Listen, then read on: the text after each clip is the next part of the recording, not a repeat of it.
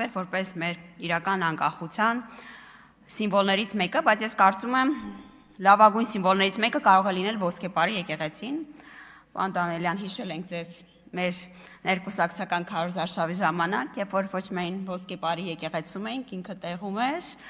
այն է, որ հասնելիս ոսկեպարի եկեղեցի, անցնելով օրինակ ոսկեպարի մոտով Վաղանիսի, մենք տեսնում ենք հարյուրավոր կառուցվող տներ, ոսկեպարում մասնավորապես 56-ը, Վաղանիսում 59, այսինքն 0-ից կառուցվում են թաղամասեր, եւ սա մի բան էի ցույց դնում։ Սիրելի ընդդիմություն, դուք պարտվել եք արդեն այս պահին։ Ընտրությունները չսկսված պարտվել եք, որովհետև քաղաքացիները խաղաղություն կառուցում են մեզ հետ։ Մենք բանակցում ենք, քաղաքացիները կառուցում են տներ, թաղամասեր։ Ուզում եք հազարավոր անգամ կրկնեք, որ սա խաղաղություն չի, հրադադար է։ Քաղաքացին չի հավատում։ Պարոն Դանիելյան, վերադարձել եք ոսկեպար, այդ մարդկանց հետ խոսել եք։ Ինչ էր այսով, ես զարմանում եմ։ Սիրելի քաղաքացիներ, այսօր EVN Report-ը հրապարակեց հերթական հարցումները, որոնք ինձ համար նորություն չէին, զարմանալի չէին, որովհետև մենք չենք կտրվում իրականությունից։ Եվ սիրելի քաղաքացիներ, մեր վարկանիշը 3 անգամ ընդդիմության վարկանիշը միացին վերցրած ավելին է։ Սա մի բան է նշանակում։ Երբ ես ասեմ դուք պարտվել եք, սա նրա մասին է նաև, որ դուք փողոցային պայքար գեներացնել չեք կարողանում, որովհետև անընդհատ ստելով, վախը փորձելով դարձնել քաղաքական կապիտալ, դուք չեք կարող այսպես հավերժ, այդ ոճը հավերժ չի կարող լինել։ Մեկ անգամ վախեցրիք, հիշում եմ, ԱԺ-ի դիմաց ցույցեր, ինչ որ մի կեղծ փաստաթուղթ էի շրջանառել, իբր մենք Սյունիքն ենք տալիս, Սյունիքը դեմիլիզացվում է, հալավ մի անգամ վախից դուրս եկան փողոց, ոսկեպարը, Կիրանց, հալավ իչքան, մեր քաղաքացիները մեր շփումների ժամանակ որպես մեծագույն ձեռքբերում նշում են խաղաղությունը։ Ու դա այդպես է։ 1000 անգամ ասեք խաղաղություն չի, հրադադար է, չեն հավատում։ Եվ չեն հավատում, դրա համար կառուցում են։ Եթե մի գրամ անգամ կասկած լիներ, որ դուք կարող եք մի քիչ ճշմարիտ լինեք, դա տեղի չէր ունենա։ Եվ ես շնորհակալ եմ մեր քաղաքացիներին այս համագործակցության համար, որովհետև խաղաղությունը անհնար կլիներ առանց մեր քաղաքացիների հետ մեր ամենօրյա աշխատանքի, համագործակցության, վստահության քվեի։ Եվ ես նկատում եմ, որ արտախորհրդանական ուժերից մի քանիսը կողմնորոշվել են եւ առաջ են տանում սոցիալական հարցերը, որովհետեւ արտաքին հարցերում նրանք ավելի լավ առաջարկ չունեն, դուք էլ չունեք, դրա համար այսօր էլ երեգել այս ամբիոնից խոսում եք բացառապես սոցիալական հարցերից, իսկ դրանք կշտկվեն, ինչպես բարձրացրինք թոշակը, արեցինք ապահովագրությունը, չէին պատժվում բացառապես։ Հիմա են անցնում այդ գործերով, որովհետև հիմա կա քաղաքական կամք ու չկա նման մոդել կառավարման, որովհետև Հայաստանում մենաշնորհները նորմալ էին, կար բանանը իր ներկրողն ուներ, տարբեր ինչ-որ ապրանքներ իրենց ներկրողն ունեին, ու ձեր բանան ներկրողները այսօր էլի տարբեր կետերից այսօր էլի պայքարում են, որպեսզի հայտնվեն ձեզ հետ բերեն այդ օլիգարխիկ իշխանությունը էլի կառավարման, որովհետև Հայաստանում բանակից ազատում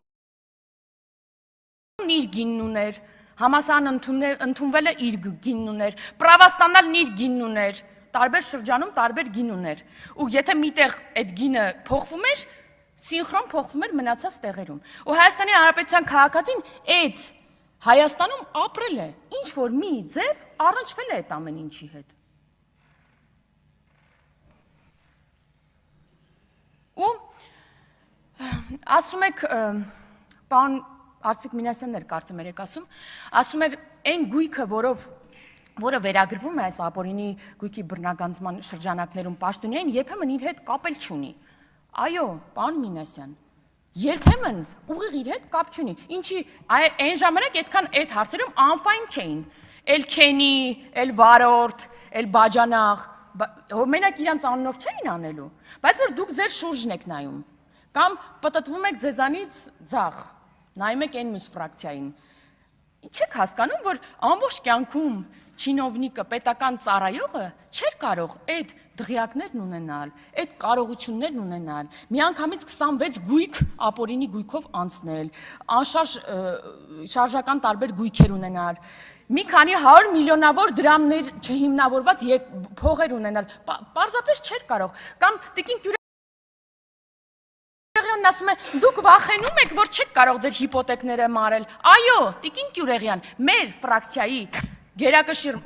երևի ես չգիտեմ մարդ որ չունի, հիպոթեք, վարկ, որովհետև մենք սովորական ոնց որ մեր ժողովուրդը ապրում ենք այդ կերպ, մենք չունենք այդ միլիոնները, որ տանք եւ տուն առնենք մեզ համար։ Կներեք, չունենք, չենք մեր հայրերը չեն գողացել, մենք չենք գողանում եւ չենք գողանալու։ Կամած կփակենք, ունենանք արդար քրտինքով մեր տունն էլ, մեր մեքենան էլ եւ որևէ մեկը չի անիծի մեր երեխաներին եւ հետո չենք գնա եւ ձեր նման չենք վախենա բանից, բանտում հայտնվելուց։ Մեզ ամենաշատը մեր քաղաքացիները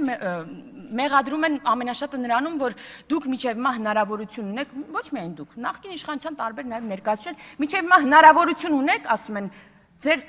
թուլությունն է, որ միջև հիմա նրանք հնարավորություն են խոսալու, հնարավորություն են առաջադրվելու։